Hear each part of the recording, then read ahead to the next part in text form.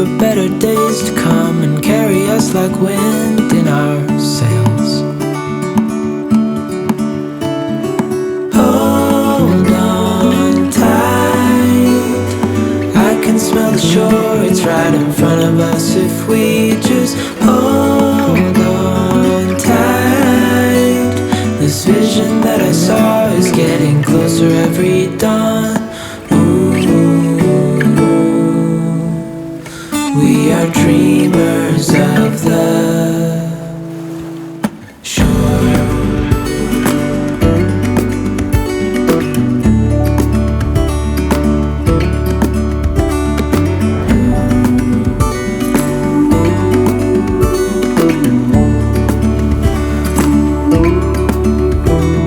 7 years now on this boat, and we all know where we belong. Just wait. For our home to show on the horizon, soon we'll be there. Hold on tight, I can smell the shore, it's right in front of us if we just hold on tight. This vision that I saw is getting closer every dawn. We are dreamers of the shore when we can't read the sky.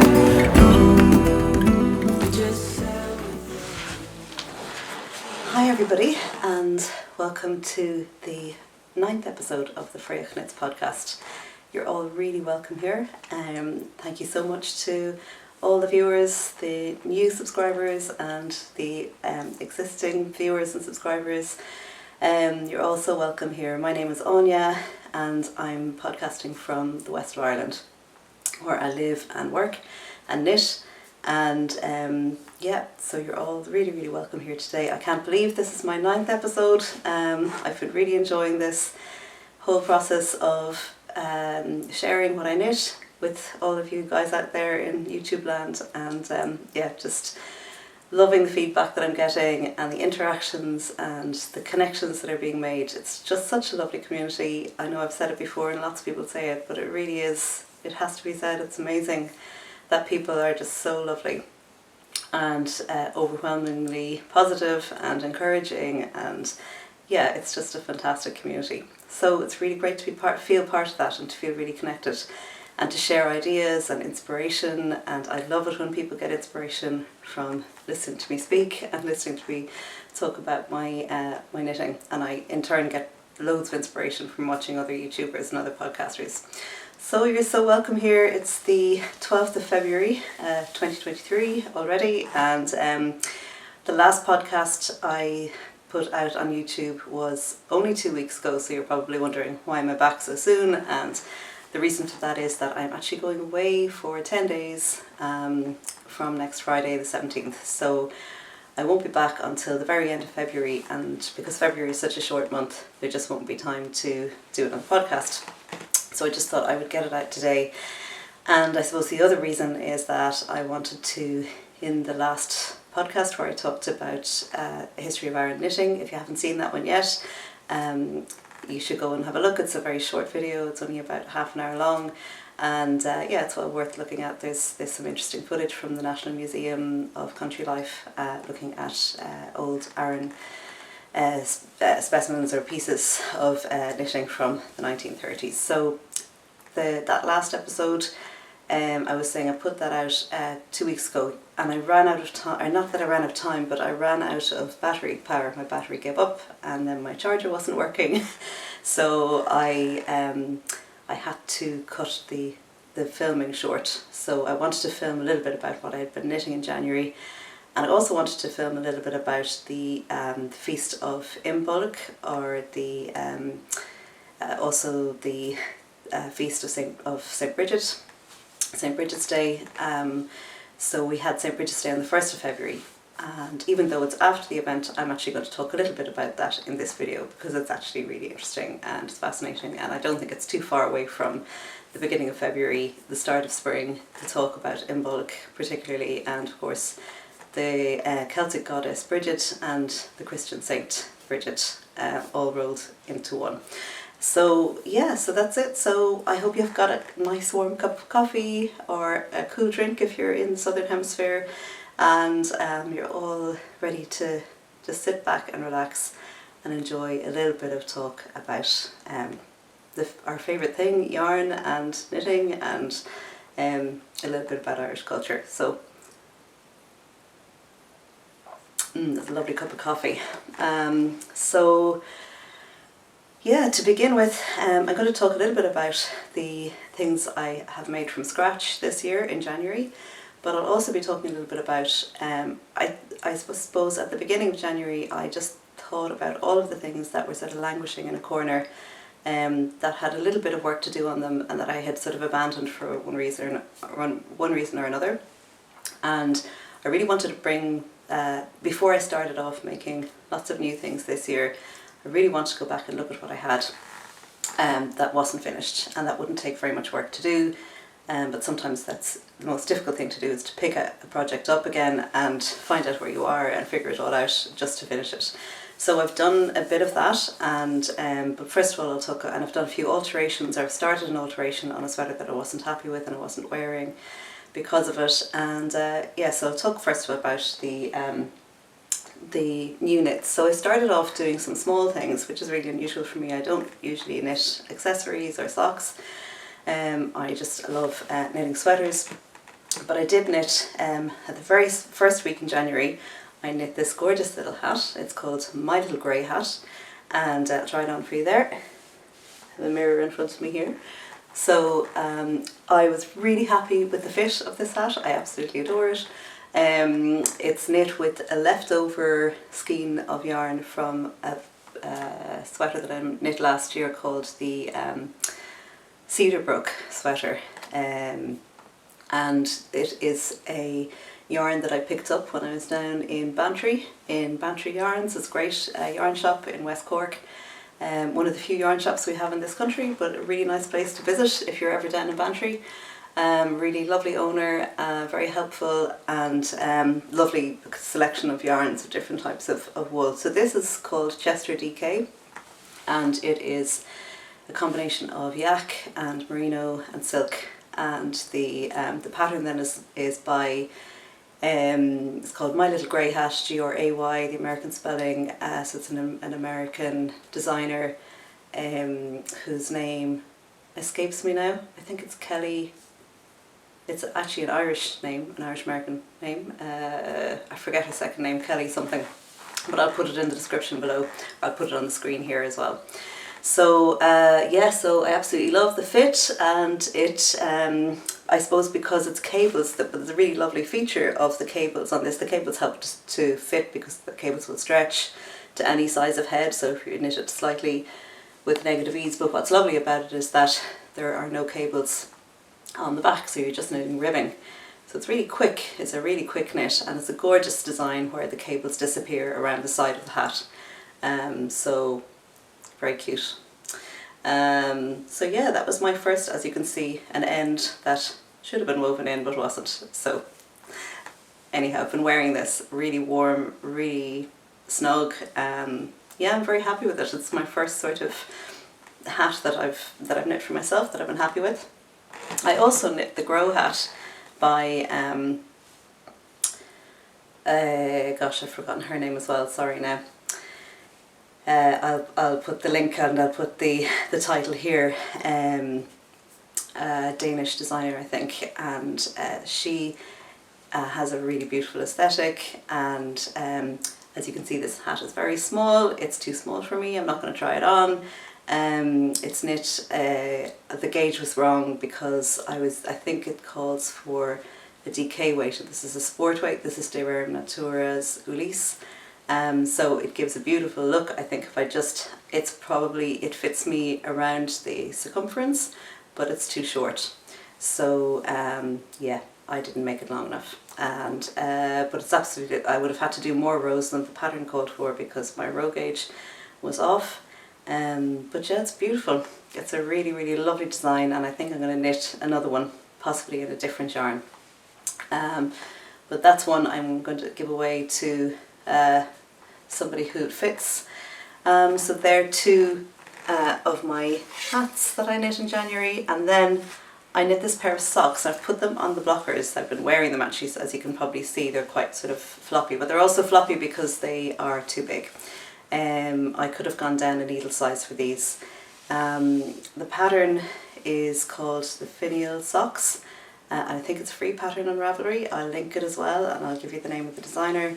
And this other thing about this is I knit this when I was away at Christmas, and I just had a sort of a selection of a few bits of yarn in my knitting bag, and as you can see, not the right yarn for socks because the holes, the heels are already both worn to holes. So this is Jamieson's of Shetland Spindrift, and it is really just not suitable for socks at all.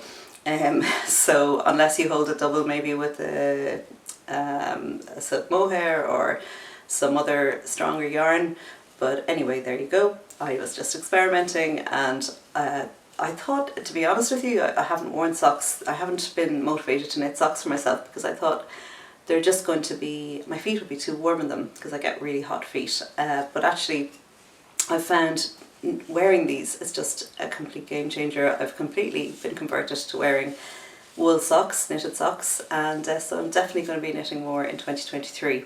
And I enjoyed the process of these because they were because the wool is thicker. It's a sport weight wool. Again, this is the same Derem Natur Elise. It's the same as the Grow hat. So yeah, I really enjoy doing these, and I'm definitely going to be doing more socks this year. So that is they're the three sort of makes that I was doing at the very beginning of the month.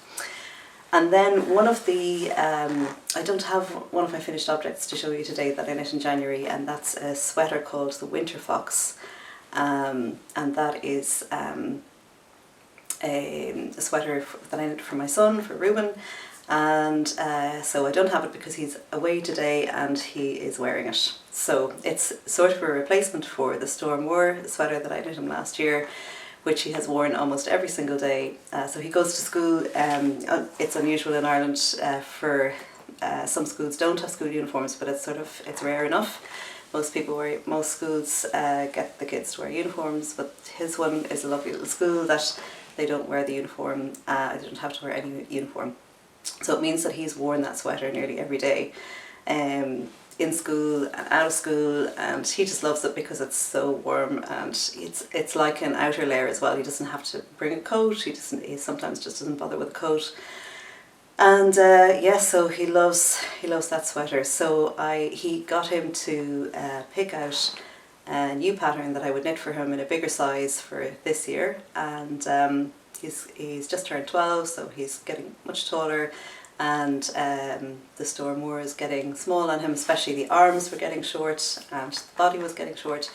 So I knit him, he chose the Winterfox, and again, the name of the designer is escaping me. I don't have a very good head for names this morning, but I'll put it up on the screen. And Lopi, I think is her name on Instagram.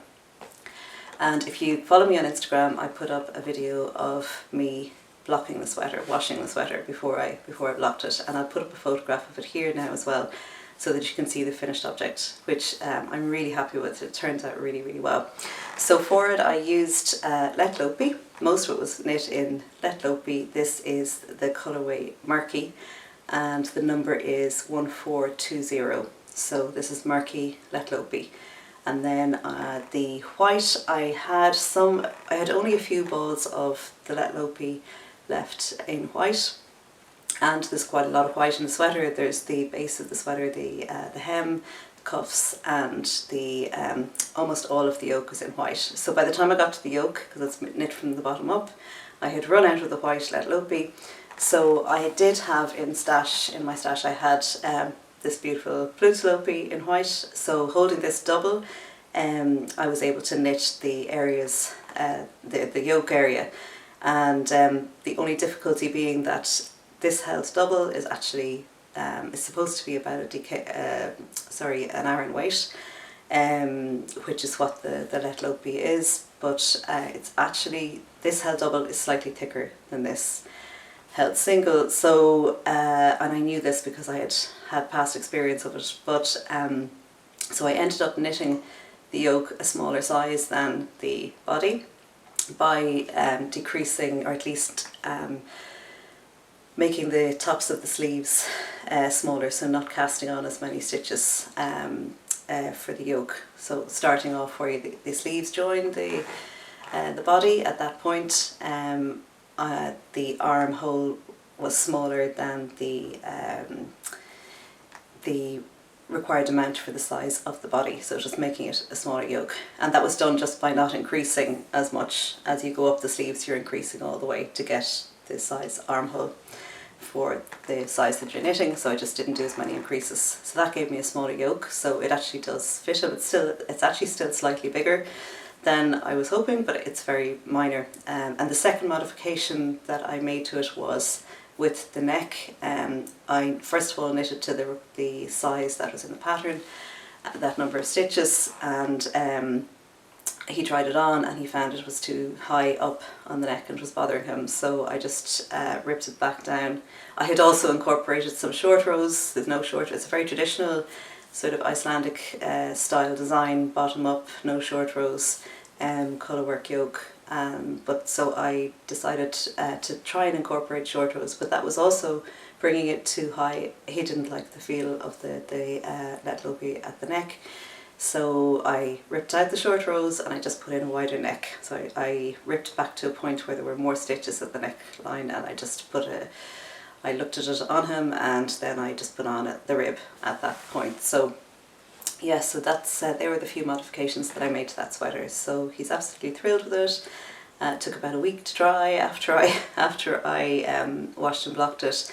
But yeah, he chose both the pattern and the colours. Oh sorry, there was another colour in there that I forgot to mention that I don't have any of it left. It's a grey let Lopi. It's the ash heather, and the number for that is 56. So it's let Lopi 56 for the ash heather. So the grey, the murky and the white combined give an absolutely beautiful colour combination. So that's my first finished sweater. And the second finished sweater then that I want to show you is this one here. This was knit in 10 days, so I am absolutely thrilled. I started it on Thursday before last and I finished it yesterday. And it's such a quick knit. So this is the Felix Pullover by again another famous savoury knitting, Áine Christoffers. This is a really well-known design. Lots of people have knitted, and every time I see somebody wearing one I think I have to knit that. And I've had the pattern in my collection of patterns, my folder on my computer, for about a year, but just haven't got round to it. And so yeah, I'm going to try it on for you because it is such a gorgeous fit, and I'm really, really happy with the way it fits me. So this is it. I'll stand up and show you how it looks. So this is my Felix pullover, and you can see the beautiful. I'm wearing it actually on top of another knit which I was supposed to talk about, so I'll have to take this off again and talk to you about the thing I was wearing underneath. So this is my Felix pullover. I absolutely adore the shape of it. I love the colour. So the reason for the striped version that I've done here is I have made a pledge to myself to try and knit from the stash that I have, because over the last, I suppose I've been knitting since about 2018, so it's now nearly 5 years actually, 4 or 5 years of knitting, so the end of 2018, and I just have so much wool that I haven't done anything with, so I really want to try and do as much as I can to knit from what I have. So I was actually tempted to buy more of the grey, to knit just a grey sweater, but a grey Felix pullover, but I just said no, use what you have. So I placed the murky that I have been using in my son's sweater. I placed that beside the grey, and For some reason they shouldn't really go together, but they worked. I think they work really well, and I'm absolutely thrilled with the final result. So yeah, the Felix Pullover is just a really simple jumper knit on large needles. I used 5.5mm, although it calls for 6 in the pattern, so I always go down a size because I'm a very loose knitter. And the gauge is 14 stitches per 10 centimeters, and the wool then is let Lopi, and it's actually designed for this type of wool. Hi again there. I'm sorry I got cut off halfway through talking about the Felix Pullover, so I'll just recap a little bit on what I was saying that didn't get recorded because of the space on my card. So yeah, I've just put my hair up as well. I've taken off the jumper that I was wearing underneath it. I've put my hair up so that you can see a really nice neckline and the raglan sleeves, or the raglan increases on the Felix Pullover. So I'm absolutely delighted with it. It was a really easy knit. Everybody casts on the same numbers of stitches. It's a paid for pattern, so I won't tell you the number, but the same number of stitches, and then you just increase with these beautiful eyelet raglan increases using yarn overs. So yeah, it's a gorgeous easy knit, top down, and I knitted, as you can see, I striped the pullover. The actual pattern is just one single block, one colour. And the reason I striped it was to use up my stash of let Lopi. I have loads of it that I would have bought during lockdown, and it's such inexpensive wool, and it's so beautiful, and every time I knit with it I go through a phase of just wanting to knit only with let Lopi because it's just so gorgeous. I know people think, or for some people it is a scratchy wool, but for me I don't find it scratchy, and I actually love the feel of it in my hands when I'm knitting. So I also, so I just had 4 balls of each of the colours, so it's the murky and the grey, of which I've none left, but the murky is, sorry, that was left over from the sweater that I knit for Ruben, the Winterfox. And the grey, I had 4 balls of each. The sweater called for, the design called for 850 grams for my size, and that's about 8.5 balls of 50 grams. And sorry, that's I don't know, 850 meters, not grams, sorry, it's 850 meters, it's 100 grams per 100 meters per 50 grams. Anyway, I needed 8.5 balls, and I had 4 of each colour, and I thought, yeah, I'll definitely make it, that'll be grand. And anyway, as I was knitting, I knew I was running out. I was on the second sleeve yesterday. If anybody follows me on Instagram, they will see that I posted a little video showing my dilemma, my yarn chicken dilemma. And at that stage I hadn't reached the end of the second sleeve, but when I did get there I ran out of grey. Ran out of the grey at the end of the second sleeve, and I thought to myself, what am I going to do? I don't want to go online and order 1 ball of let Lopi all the way from Iceland, and I had resisted doing that anyway at the beginning to use up the yarn that I had, and I thought, what am I going to do? I don't want to put a different colour in. I was thinking maybe a sort of neutral colour that wouldn't be that noticeable. And then I thought to myself, I wonder if I ever knit a swatch in this yarn at some stage along the way, and would I have, or even a sort of a little bit of a ball left somewhere in my collection of wool. So I went to my needle basket and I pulled out from the bottom of the basket an old cast on of a ribbing from a neck of a sweater that I had started, and it never went anywhere, and I had thrown it in there, and it was just enough to knit cuff on this sweater. I couldn't believe it. It was like a miracle. It was just unbelievable that I had just enough yarn. So a very happy sweater, very quick knit, very easy, really lovely fit, and I love the combination of the murky and the grey. They just go really well together, and it's completely unexpected. It's not something I would have thought of putting, 2 colours that I would have thought of putting together. So that's the Felix Pullover. So I'm really delighted with that, and I think I'll be knitting more of these. I think it's definitely worth, it's a pattern that is so lovely.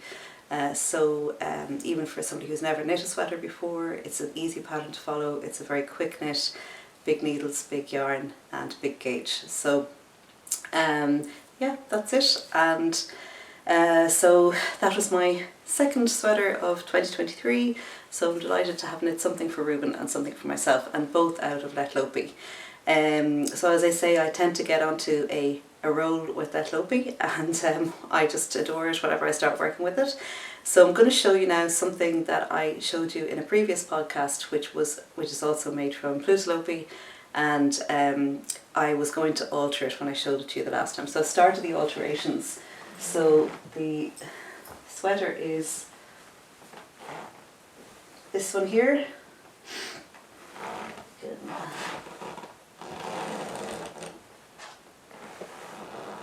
Okay, so this is the, I'm not sure which is the front and the back. At the moment I don't think there's a difference. Anyway, this is a design by Paper Tiger Knits, and it is called the Moon Pulls sweater. And it's a design on Ravelry, paid for pattern, and it's absolutely gorgeous. It has these beautiful sleeves that are knit in garter stitch, and you knit a lining out of a softer yarn. So this is Rowan Camello. So the thing is Let Lopi, Lopi, and Rowan Camello for the lining of the sleeves. Yeah, so this is just because Let Lopi can be scratchy, so anywhere it might come in contact with your skin, it's a great idea to have a lining of a softer yarn.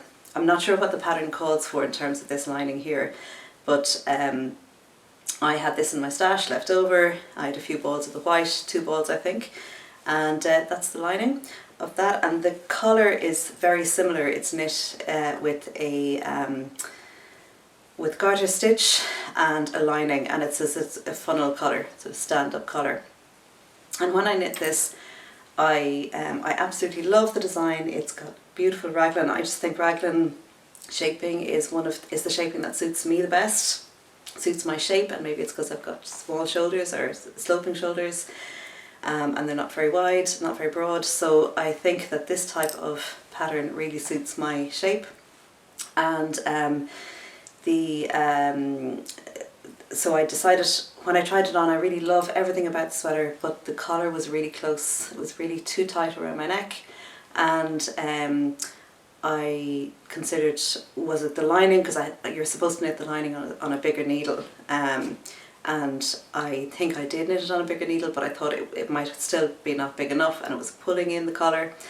And then I just thought, I was pulling the neck opening, and I realised that I actually hadn't knit it with a stretchy bind off, and because at that stage I knit this at the very beginning of last year, when I was going through another phase of when I knit the store more for Ruben. So I was going through a phase of absolutely loving Let Lopi and wanting to use my stash, and wanting my own sweater, my own Let Lopi sweater. So, but it was at a time when I hadn't really started doing stretchy bind offs, so I hadn't really learned how to do them and didn't really think it was that necessary. And then when I reread the pattern, I did this yesterday, I ripped out the collar yesterday, and when I reread it, it said, it didn't say do a stretchy bind off, but it said do knit the neck opening with a larger needle. So basically you want to make sure that the neck opening is loose before you knit the collar, because the collar brings the whole thing in anyway. So I'm back down to the just before the point at which there's neck shaping here, so you do a bind off and then you decrease on both sides at the front, keeping the same height at the back, so you have a sort of a lower opening at the front, and then you knit from there. You bind off the whole lot, so that all has to be stretchy. And then after that you knit up the collar in the garter stitch, and then you knit a lining in the lovely soft yarn, and that gives you you need to do that in a bigger needle.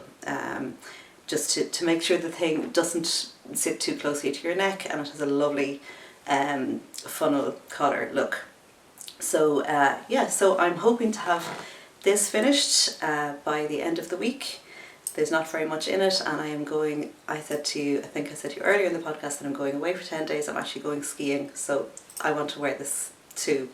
Whether I'll wear it on the slopes or in afterwards, I don't know, but it's definitely something I want to wear where there's snow. So so I'm really excited about finishing this off, and I suppose my whole focus for this year is to use what I have, to use the stash yarn that I have, to try and alter any sweaters that I'm not wearing for whatever reason, or reuse them if they're not being used, take them out of the cupboard, look at them again. It's amazing how your mood can completely influence what you think about something you're wearing. So one day you might look at something and think it's awful on you, and the next day you might look at it again and think, what was I thinking? That's absolutely gorgeous. Or as in the case with the next sweater I'm going to show you, I knit this one last year also around the same time, and it's the famous Riddari. And the thing about this one was, when I finished knitting it, I thought to myself, I don't like it, it's too small on me. I'm not going to wear this. And I had wanted to knit something for my niece, but I hadn't got around to it. And I thought, she has the most beautiful, piercingly blue eyes, and I thought this glacier blue Let Lopi would be perfect on her, and it would look really, really well on her. So I offered it to her, even though she had no part in choosing it, either the design or the colours.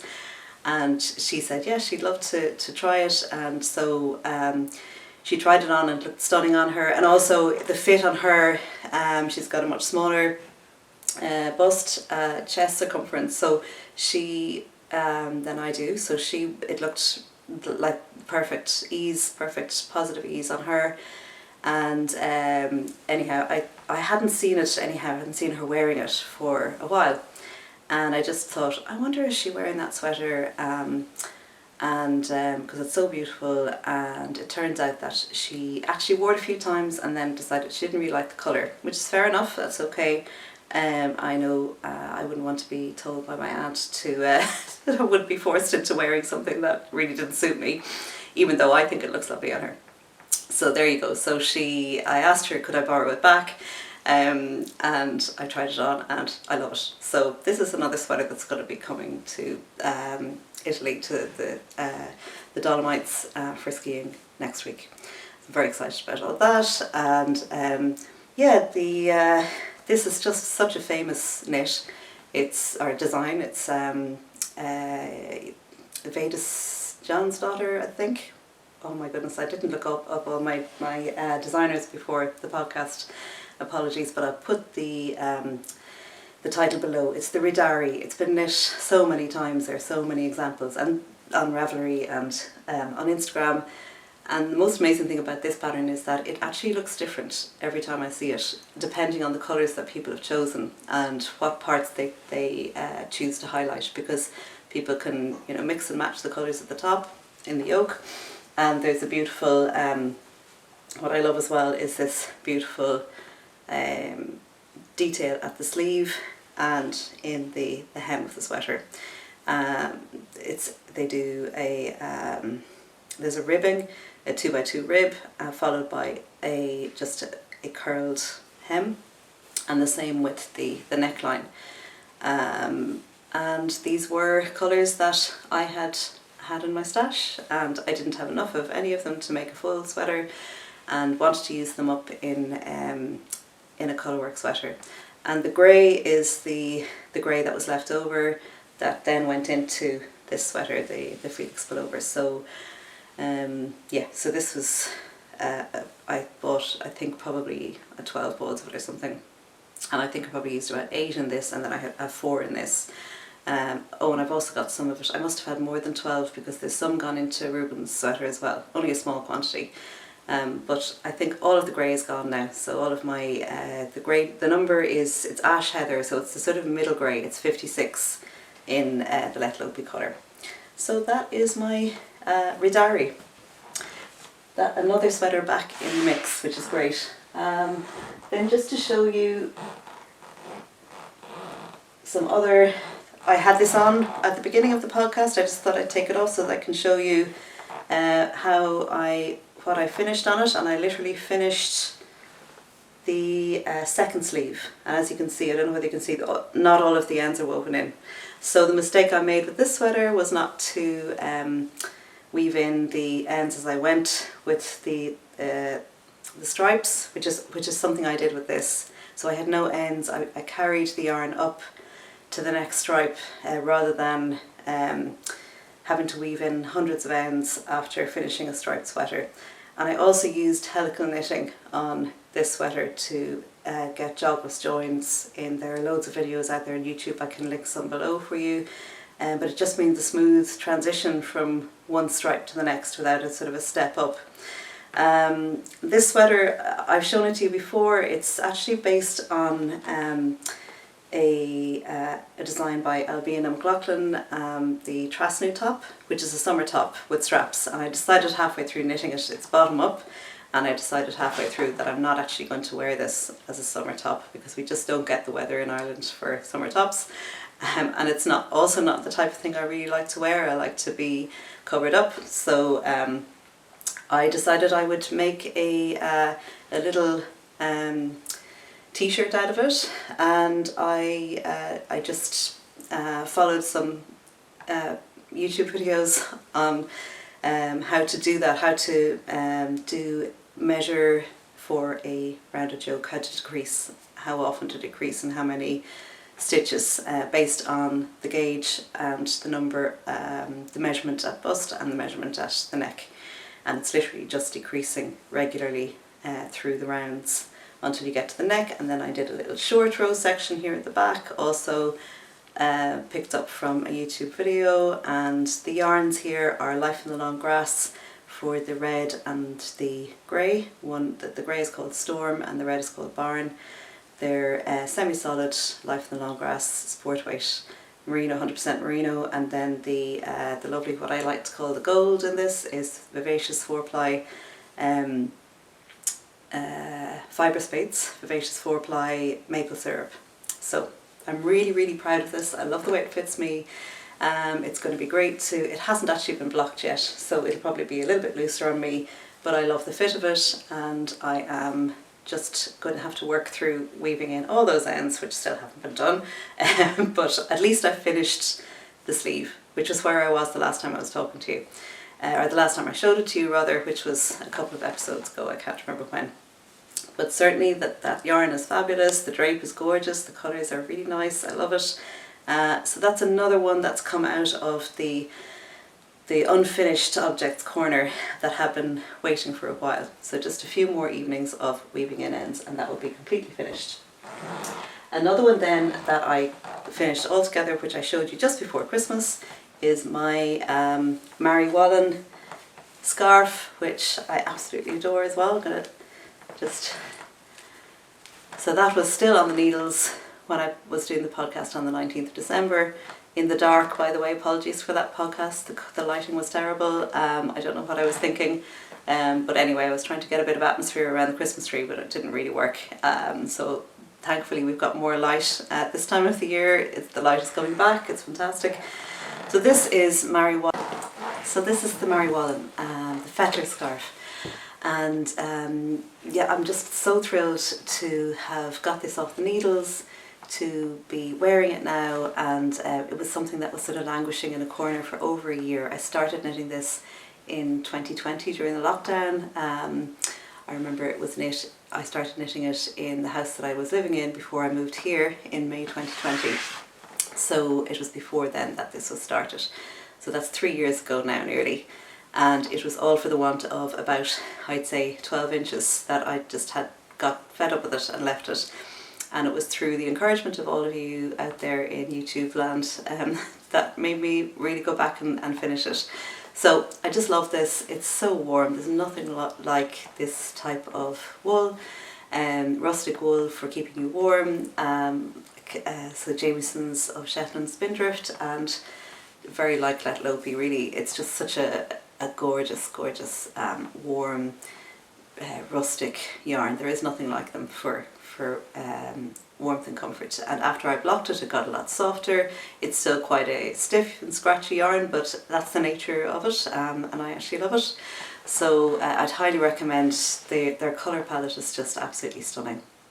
I'm sorry if I'm repeating myself. I can't remember how much I actually spoke about this before I got cut off. So anyway, that's the Fetlar scarf. And so it's another project of mine that had been languishing, that's now finished, and it's just fantastic to get these things off the needles and being used. I suppose that's what I want to try and do, is use everything that I've got, whether that be projects that I've started that didn't get finished, or the actual wool that I have in my stash, to use up all of that, just use what I have.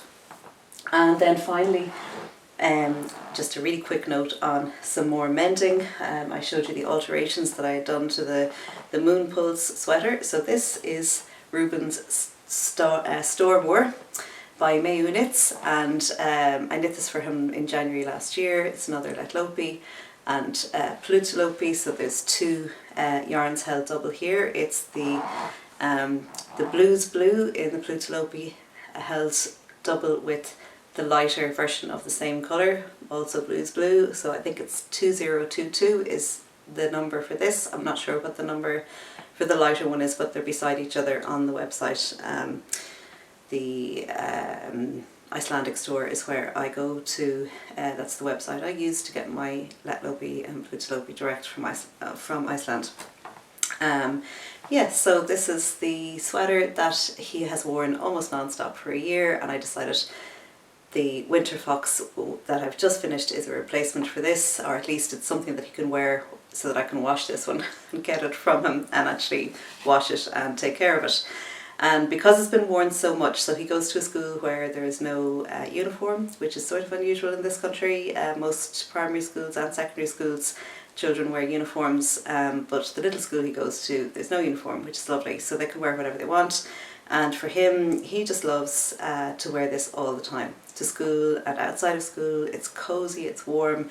It means that he sometimes doesn't have to wear a coat because it's like an outer layer as well. And for him, it really suits him. So it's been worn so much that I've had to do several repairs at different stages. And one of the biggest areas that gets worn are the elbows. And you see here, I've done a patch, so I knit a patch in the same wool, and I then just did a surface stitching in sort of a blanket stitch around it. Now it's really not very neat, it's sort of rough and ready, but certainly it's really durable, it's really worked very, very well. The inside of it then I just wove across the where the hole had been, so you can see that there had been a hole there, and I just really wove it with yarn across it. I don't know if you can see what I did, just to make sure that there are no loose stitches that are going to pull out again. So that is my repair, and again that's part of my idea that I just want to use what I have to make sure that the pieces that I've knit continue to be used as long as they possibly can. So this Lopi held double is probably less strong and less durable than Lopi, because it's not spun, and unspun yarns are just generally not as strong and not as long lasting, and especially at the elbow on a jumper that's worn by a child day in and day out. And then more recently there was a second hole developing below the original patch that I did on the other sleeve. So just for interest, I did it in the dark blue held double, and you can see there that has the same sort of rough and ready appearance. It's just really roughly stitched around the edge, but Ruben loves it, and it means that the sweater can continue to be worn. And that's by Fraoch Knits, I don't know if I said it, Storm War. It's a great pattern. It's actually a traditional Icelandic sweater, but knit in top down, so it's knit in the way that I'm used to knitting now, and you've just much more control over the size. So I think with this one I didn't knit a smaller yoke like I did for the Winterfox, but I knit the same size all the way down, but because the Lopi held double is thicker and gives a bigger gauge than the Lopi, the chest measurement came out a bigger size than what I was doing for the yoke, which actually just looks gorgeous on him. It just gives more positive ease around the body, whereas the yoke is nicely fitted. So that's sweater. It still fits him, except the sleeves are a little bit shorter than his arms now, slightly. So, I mean, one thing I did consider doing was maybe letting out the sleeves, but anyway, it's quicker to knit a new one nearly in a way than make alterations. But he still has a good bit of wear to get out of that. So that's everything in terms of the knitting. So there's been quite a lot of knitting going on, and I'm really enjoying it. I'm enjoying the idea of trying to use up what I've got and trying to make sure that everything that I have knit is in some way being used, and even to the point of asking my niece if she didn't wear the sweater that I had given her, that, you know, there's no problem if she didn't mind for me to take it back.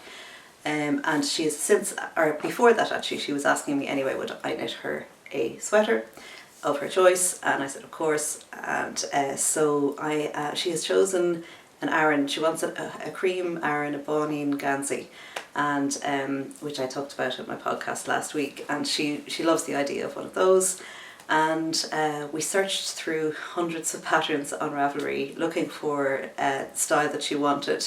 You know, the type of sleeve, the type of shoulder shaping, whether it was raglan or whether it was going to be a rounded yoke or a set-in sleeve, or there's so many different options. And then the type of stitch patterns that she wanted on it. So she's chosen, eventually we came round back to the Billy Pullover. We looked at hundreds of them, and actually the Billy Pullover just is the one that meets all the requirements. And I mean, one of the things about it is that it's available. It's some of the older patterns for Aran sweaters that are really, really beautiful are difficult to get hold of because they're in publications that are no longer in print, or they're in magazines that I can't get hold of. So so it's really nice that she wants a Billy Pullover. Well, it's nice in one way. I have to go back to knitting cables, which they do take a long time, but I have to say it's such a beautiful design. And it'll be different this time because I'm going to be knitting it with a different yarn, and she wants merino for her sweater, so I'm thinking of De Rerum Natura Gilead, which is out of stock at the moment in that colour, but as soon as I can, I'm going to get hold of some of that. I think it's a merino. It's the most local merino to us in Ireland.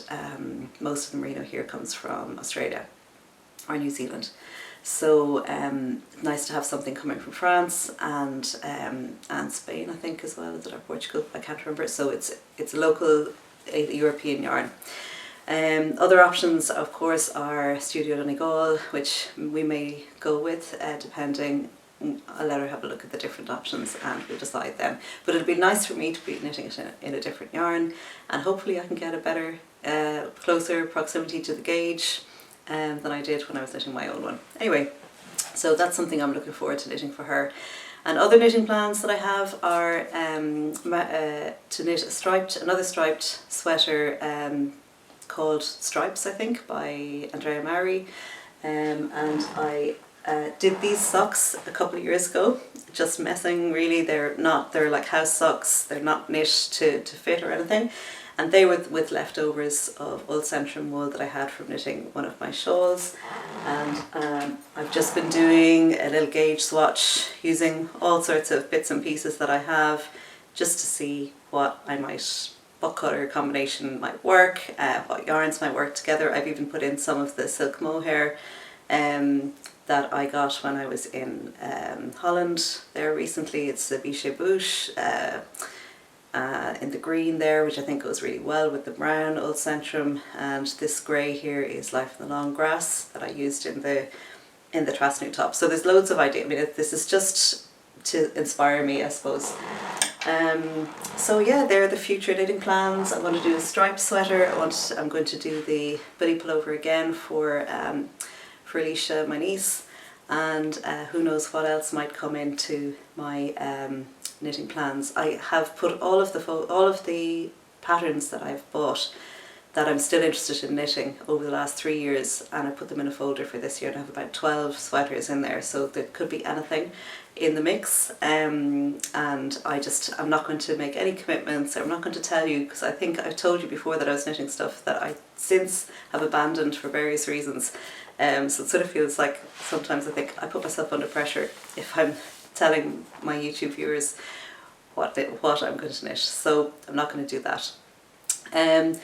And then I have an acquisition. So this is the only acquisition that I've got so far this year. So my idea is not to buy any yarn, but I'm okay to receive gifts. So this is a gift, a beautiful gift that I got from my friend Barbara, my knitting friend, who went home to her family in Australia for a holiday over Christmas, and she brought this beautiful yarn all the way back from the other side of the world. So it is called, it's Black Wattle yarn and fibre, and this is the most stunning DK weight superwash blue faced Leicester. So it's 55% blue faced Leicester and 45% silk. How gorgeous is this, in autumn colours? So these are really my colours. So she just said, once she saw it, she said she knew that she had to get it for me. So that's the end of the knitting section, and thank you so much for listening. And if you're interested in the Irish culture and history, I am going to be talking a little bit about that now. So I'm just going to check here and check my notes for a second. And hi everybody, I am just going to talk to you a little bit about the festival of St. Bridget.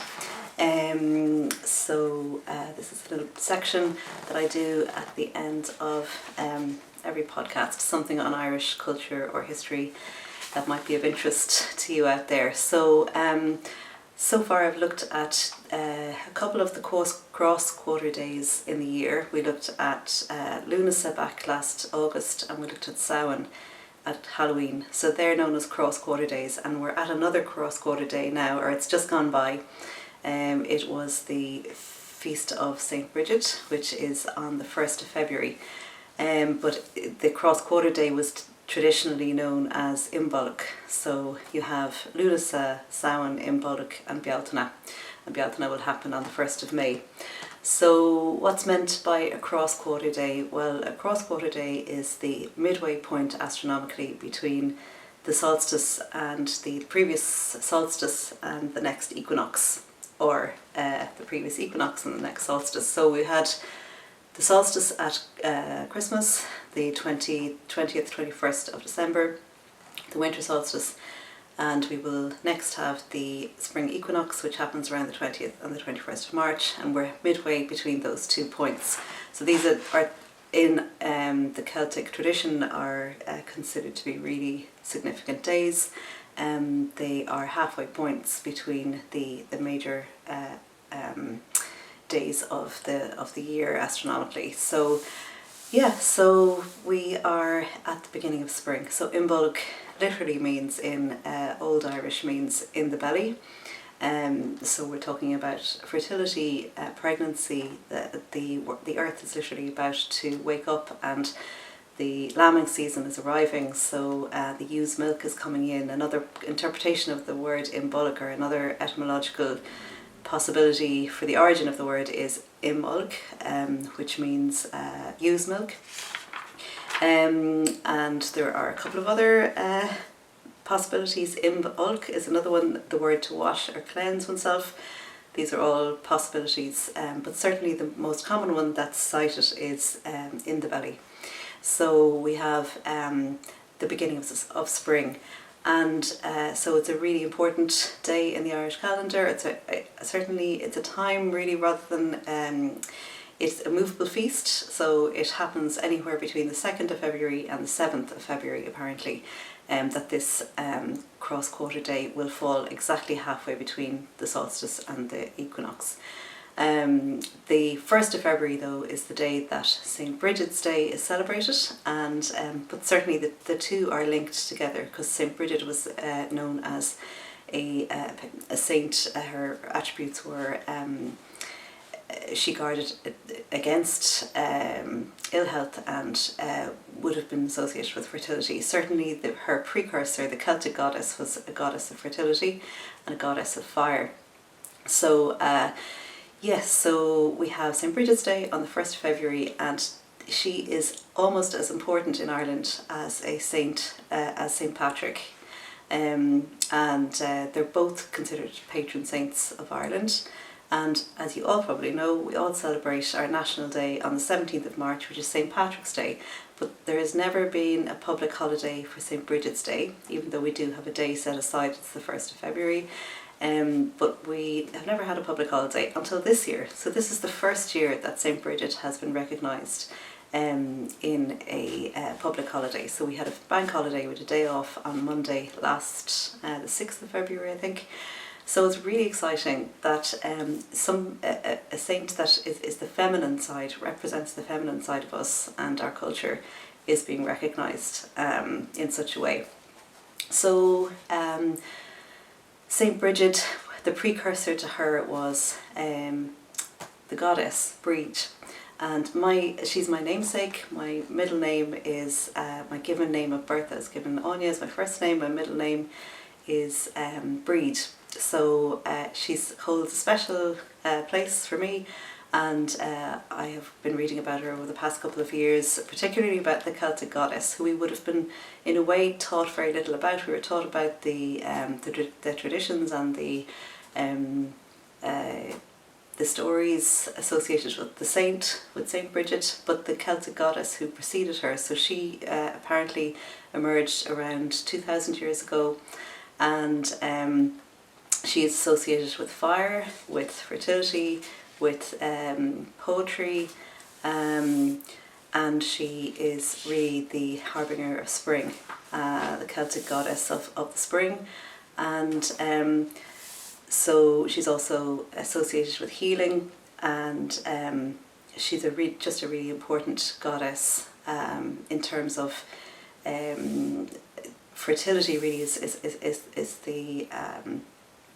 her main thing, and certainly Imbolc is associated with fertility, so it's the time of the year is perfect for her. Also, there are Neolithic passage tombs in the country, particularly at the hill of Tara. There is one tomb where the rising sun, the sunrise on Imbolc, whatever day that falls on, penetrates the chamber into the chamber of the passage tomb. So those tombs were in a way that the alignment of them was celebrating was symbolising the power of the sun to give birth, to fertilise, to make grow, to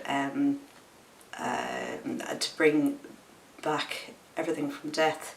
So that they were burial mounds, they were about death, but it was actually this penetration of the light was about new birth, new life, a life beyond the life of the world into the next life. So huge symbolism, huge importance for ancient cultures in Ireland. And yes, so that's the winter solstice is famous for being the day on which the passage tomb at Newgrange is lit up, the chamber is lit up by the rising sun on the winter solstice. So for another one, this Hill of Tara tomb, which is roughly, they're both Neolithic passage tombs dating to about 5,000 years ago, and so that one's lit up on on Imbolc. So Saint Bridget then, who was she? Well, she was a 5th century saint, so she lived around the same time as St. Patrick, and apparently she, I think she was about 10 years old when he died, and there are stories of them having met, but who knows whether that actually really happened at all. But certainly they were contemporaries, and she was born in County Louth, and then into slavery, I think, and then she moved to Kildare, where she established a monastery. And there's a great story, so we were always told, as this is something I remember from my school days, the famous story of St. Bridget and her cloak. So the story goes that she asked the High King the King of Leinster if he would give her land to build a monastery to help the poor. So she was very much about helping and healing and giving to the poor. And so she wanted to establish this monastery for that reason. And she asked could she have a piece of land. The King of Leinster just flat out refused, and she said, so she had a plan then. She smiled at him and she said, I'll tell you what, can I have as much land as my cloak will cover? So he thought she was joking, and he said, of course, go on ahead, that's fine with me. So she got her four of her sisters to take the four corners of her cloak, and to run in the four directions of the compass, north, south, east and west. And so they did that, and they ran and ran and ran, and the cloak expanded miraculously and nearly covered the whole of the province of Leinster.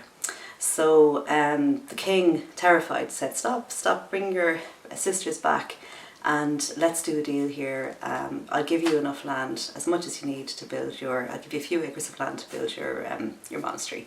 So she was delighted. But that's one of her miracles, the famous story of the cloak covering the whole of Leinster.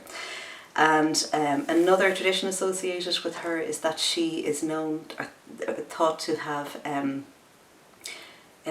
been at the deathbed of a pagan chieftain. So this was the time that Christianity was coming into Ireland, the early Christian era, 5th century. St. Patrick is thought to have been the one to have brought Christianity, but certainly Bridget was around at the same time, and she was converting pagan people, or bringing them into to Christianity. So she is thought to have, at the deathbed of a pagan chieftain, she made a cross out of rushes, and she used the cross to explain the concept of Christianity, and apparently the pagan chieftain converted on his deathbed. So this is another famous story. So the St. Bridget's cross is something that we still make, and it's thought, this is one of them here, so this is one that Reuben made last year. Every year in school as children we make these crosses, and they're still hung up in every kitchen in the land around that time, and they're thought to predate the Christian saint. So they're there as a symbol, as a something to hang in your home to protect it against evil, and particularly to protect against fire. So these are hung in the kitchen of a home to protect against fire, because Bridget is associated with fire and light, and in fact her name, I think there is also a connection between the English word bright, which is spelled Bright, and the origins of the name Bridget. So light, bright light is and fire are her real symbols and attributes. So the St. Bridget's cross was hung up in, is still a thing. This is still a very live tradition, and we all learn how to make them as children. This is one from last year. The one from this year didn't come home from school, so I have an old one to show you, but certainly every year they're made. And there's another type of object that's made that's associated with St. Bridget. It's called a brídóg, and the brídóg is a tiny little doll made from rushes or from straw, and it's the same thing. It's kept in a house to ward off evil. And I think there's a tradition as well of women of all generations going from house to house with the brídóg and getting the occupants of each house to offer the doll offerings of food and accepting her in. So really welcoming in the saint or the goddess to protect. So in Ireland, the Bridget really is interchangeable. The two Bridgets, the goddess and the saint, are interchangeable. They really, to understand Celtic spirituality, you have to look at both of them as really the one person, because really the Celtic goddess was subsumed into the Christian saint, and that's typical of this culture. We really haven't lost our roots in the goddess traditions and the traditions of pre-Christianity. So that's the story of St. Bridget and the Bridget's cross, and it's just such a lovely thing that we still have, still going today. So that's really everything I think I have to tell you about about St. Bridget. She was also, just reading here as well, the medieval Bridget was associated with controlling the weather, cured infertility, She blessed the housewives' labour and she increased the farmers' herds. So she was a really, really important feminine saint, all about the coming of fertility. And the Christian Saint Bridget is thought to have built her, was looking for land that was close to a forest, which would have provided firewood. So fire was important as a symbol, beside a lake to provide water. Water is also associated with her, and the land around the monastery was to be fertile. So all of these stories have symbolism in them that relate to her attributes and her importance to Irish people. I think that's all I have to tell you about St. Bridget and Imbolc. So happy Imbolc, everybody. Happy spring.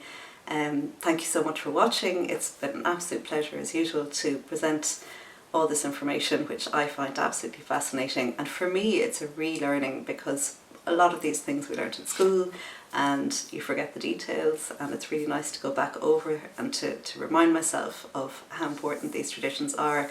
And it's so lovely that now we have a national public holiday to celebrate this really important female side and feminine side of Irish culture. So thank you so much for watching. If you have any questions, leave them in the comments below. It's so lovely to read your comments. I really appreciate all of the feedback that I get and all of the lovely connections that I have made through the podcast. And if you liked the video, please subscribe. If you haven't done so already, it really helps me. And also click the like button and the notification button and all those things. And yeah, so thanks so much for watching, and I will hopefully see you in March after my holiday. And I might even bring you along on the holiday. We might see some snowy slopes in the north of Italy. So thank you so much for watching, and I'll see you the next time. Bye now, take care. I would be up waiting for you if you had to leave.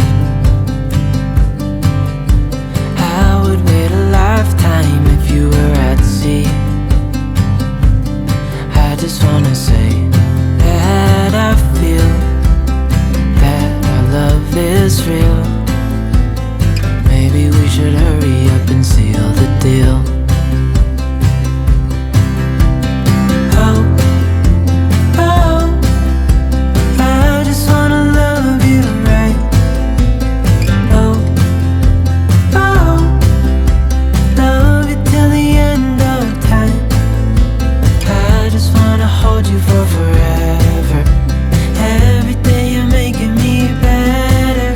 'Cause a love like this is rare, and I wanna take you there.